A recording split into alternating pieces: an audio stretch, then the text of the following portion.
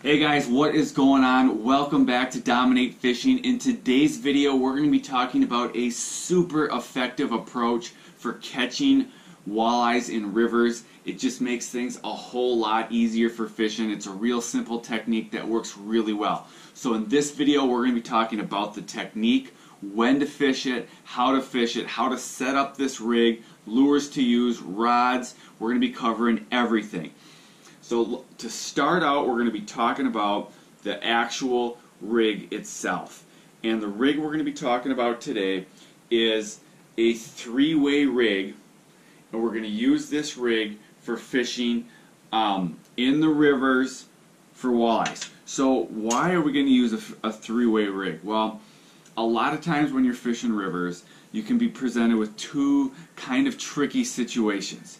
First off, there can be a lot of current. So if you're trying to jig, maintaining bottom contact, knowing where you are in relation to the bottom, as the current is pushing you down, what's going to happen is a lot of times if you don't have your trolling motor synced up just right, your line is going to be getting farther and farther behind the boat, and it's going to be getting at a steeper, or actually a more gradual angle, and you're going to end up dragging your bait across the bottom instead of vertical jigging.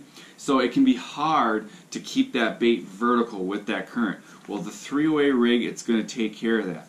Also, another thing is, when you're jig fishing and you're just kind of drifting along with the current, you're not going to cover potentially as much ground as you could pulling a three-way rig. So with the three-way rig, it's going to be much easier to maintain bottom contact. That's probably one of the biggest benefits for me, is just the ease of maintaining bottom contact, making sure your lure is in the strike zone all the time, and then also you can use this to cover a lot of ground. You can move up and down the break of the river much easier than if you're just drifting. So this is just a great lure to cover some ground and also make sure your lure is always in the strike zone and you're always making bottom contact.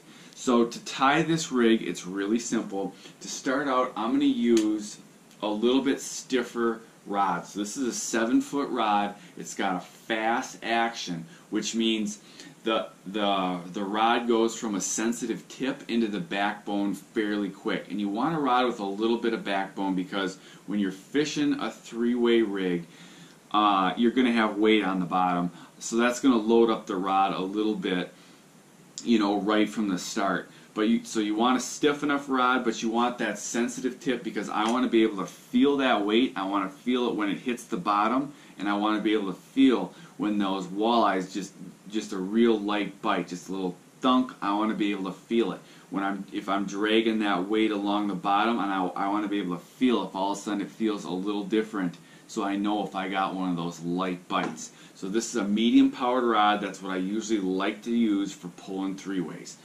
Okay, now to the rig itself. It's pretty simple to set this rig up. What you're going to need is the actual three-way rig. Looks just like this.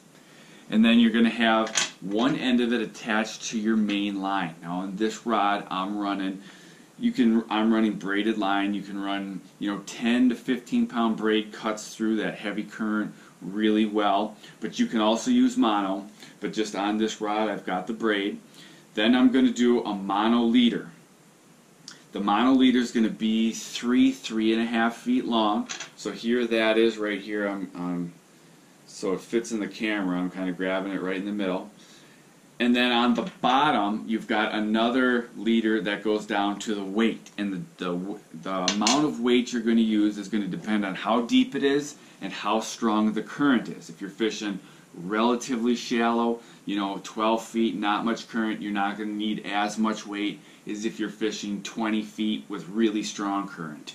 So you kind of have to just judge how much current there is and the depth to kind of decide how much weight you're going to need on any given day. And what you really want is you want to be able to feel that weight on the bottom. You want to be able to keep it on the bottom, and then either if you're just dragging the bottom, slightly dragging, raising it, just pumping that rod forward. You want to make sure you can work the bait the way you want to and always feel yourself touching the bottom. So we've got the weight there on the bottom, and then we've got our 3-foot leader line, and this I have fluorocarbon. You could use, you could use 10, 12 pound fluoro. You could use, I'd say 8 to 12 pound fluoro. You could even go a little bit heavier if there's, a lot of snaggy stuff or you're fishing real big fish. And then at the end, I have just a regular Aberdeen hook this is a 1 size Aberdeen hook, and then I have a piece of plastic on this. And you can fish a variety of different types of plastic. Here I have a bee fish and tackle plastic or paddle tail on here. You could also go something with, something with more of a twister tail. Here's the bee fish and tackle Moxie. Just the other day I did a video on some of my favorite river walleye lures. I like using the bee fish and tackle. They have a ton of action. They have the ripples, which give them even more action. So you can use any, worm style bait with the twister tail, paddle tail, any type of plastic that you want, you really can use. But again, I like to go with a paddle tail or some type of lure with kind of the twister tail, just kind of put that action on there. You also can use the same rig, but you can use it pulling crankbaits. Here's the original Rapala. You could use that. You could use something like a scatter wrap. You want a floating style crankbait. So the weight is going to keep you down in the strike zone on the bottom, and then you're going to just be trailing that floating style crankbait behind the three-way rig. So instead of having just a hook and a plastic, you're going to be pulling the crank. In that situation, you might want to be able to just pull your rod tip forward and then just let it back. As it lets back that weight, it's going to go down, hit the bottom. When you feel it hit the bottom, then you can pull it forward again. That's going to put different action on your bait. It's going to put in some pauses. That's when you're using the crank, but you can do it with the plastic as well. And a lot of times that's when you're going to get the hit. So pulling these three-way rigs work really well for fishing in different river situations. And some days you're going to do better jigging, and some days the three-way rig's going to be the way to go. But if you're fishing and you're having a hard time maintaining bottom contact, that's when this three-way rig is really going to help you out. Because if you're trying to vertical jig in a river and you're not staying vertical, your line's getting way behind the boat, you're going to get way less bites, usually. So if that's happening, you're having a hard time staying vertical, you can go to the three-way rig and put a big weight on there, and you're going to have no trouble maintaining that bottom contact. And then what I like to do a lot of times with the three-way rig is just slowly move into the current. You could drift and just pull this and drag the weight on the bottom, periodically lift it. That works also. But a lot of times I like to just slowly go into the current and drag the three-way rig up and down the break or on some type of river structure that's holding the fish.